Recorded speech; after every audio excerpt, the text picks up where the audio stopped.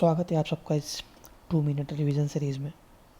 जैसा कि आपने प्रॉमिस किया था आपसे पहले कि हम 2 मिनट के अंदर इम्पॉर्टेंट जो टॉपिक्स जो PPSCS RO और BPSC में हमेशा पूछे जाते हैं उनको कवर करने की कोशिश करेंगे। तो आज का जो हमारा टॉपिक है ये है highest mountain peaks in Africa, जिससे क्वेश्चंस बार बार इन एग्ज़ाम्स में पूछे जाते हैं।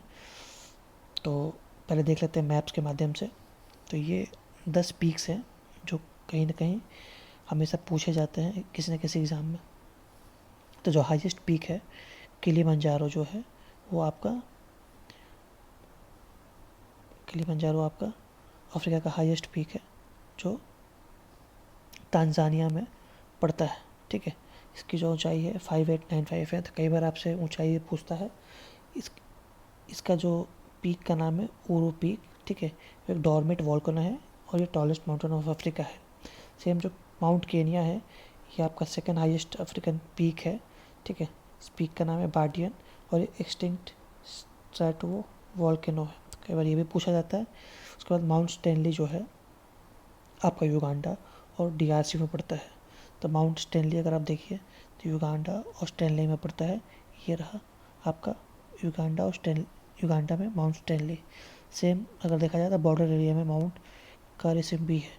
ठीक है, इसी प्रकार अगर देखा जाए तो देख लीजिए रास दसेन, माउंट गुना, माउंट चोका, उसके बाद Mount Elgon, then Kenya, Mount Kenya, Kilimanjaro हमने देख लिया, एंड माउंट मेरू। इस तरीके से अगर देखा जाए तो माउंट स्टैनली जो युगांडा और DRC में है इसको मार्गरेटा पीक भी बोलते हैं जो कि एक नॉन वॉल्केनिक पीक है। देन कम्स माउंट मेरू जो कि तांजानिया में है, एक्टिव स्ट्रैटो वोल्केनो है। ठीक है, often overshadowed by Kilimanjaro nearby. तो आसपास दोनों पीक्स हैं, माउंट मेरू और माउंट किलिमंजारो। आप देख सकते हैं, इससे हम याद करने में आसानी होगी कि कैसे।